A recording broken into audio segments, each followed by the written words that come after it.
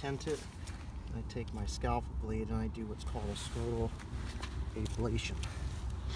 It makes a really nice large incision for maximum drainage, so you don't have to come back and open them up. And you'll take this,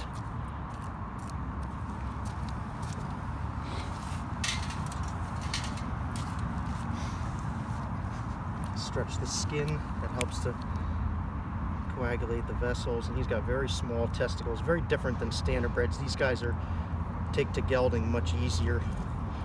They're much easier to do. Their rings are smaller. That was a lot smaller. You can just see, right, Tom? Yep. I mean, the big difference between oh my the God, two. I mean, popped him out.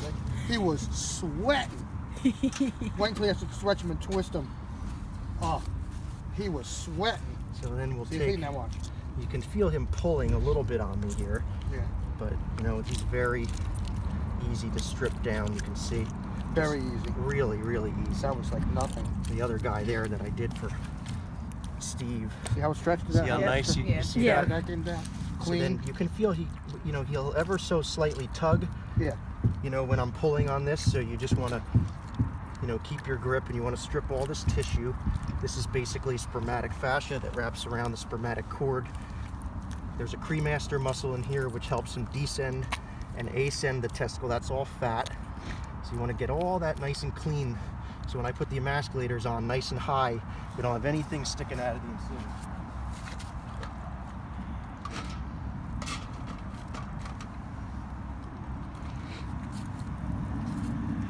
So I usually, not always, but I'll usually do the one I stripped first. Okay, you can see I got everything nice and clean. I'll grab this in my hands. I'll situate that emasculator, make sure there's no skin in there. Give a nice, look, I can go to like the last hole on him, Tommy. Wow. You know, like wow. Compared to the standardbreds, I mean, look at this thing. Yep. So much beautiful. different. That is beautiful. This is going to be nice and clean. Hardly any blood.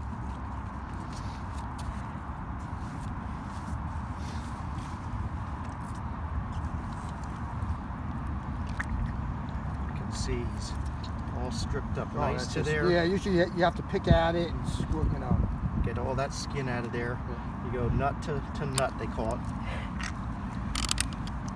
I mean, I can go almost to the end of the ratchet.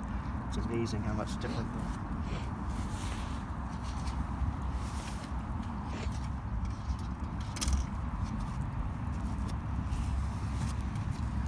and then I take my scalpel blade and I put it right along the there it goes. Edge of the emasculator. There they are. And then all this will get trimmed out. See, all these little tags of tissue will clean all this up so nothing sticks out. Oh.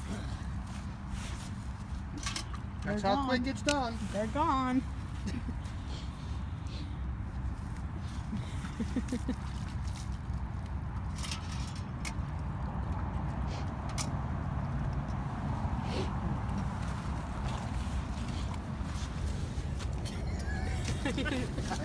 I gotta show this. I gotta show this. Do you think she could be a vet? She don't care about nothing, huh? I find that women have a much easier time with this than men.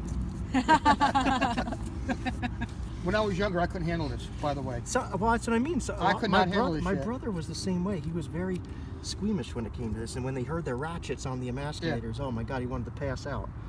So what I do is I don't get too crazy with this. No.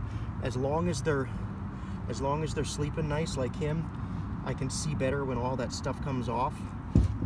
And typically, if they're gonna bleed from somewhere more, they bleed when you trim the scrotal area more than they will from the cords, because these are really good emasculators. They're Hoffner Reimers, so they have a really good crimp.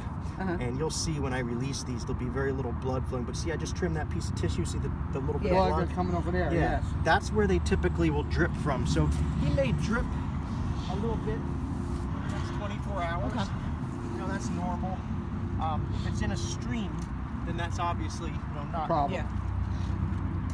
What I do is I just kind of give them a second, as long as they're not flopping around and he's nice in a good plane of anesthesia, and I'll let those stay on there for a minute or two. Then I'll take them off, and then I'll take the tissue with my gloved hand and trim everything so when he stands up, there's nothing dangling for germs and dirt to get on.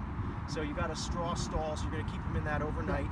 Tomorrow, maybe walk him around in here a little bit by hand, cold hose him if you can. Okay. You know the deal, and then maybe give him another day in the stall, 2 days in the stall, and then maybe you could just turn him out into here. Okay. Or something real small so he moves around. Yep.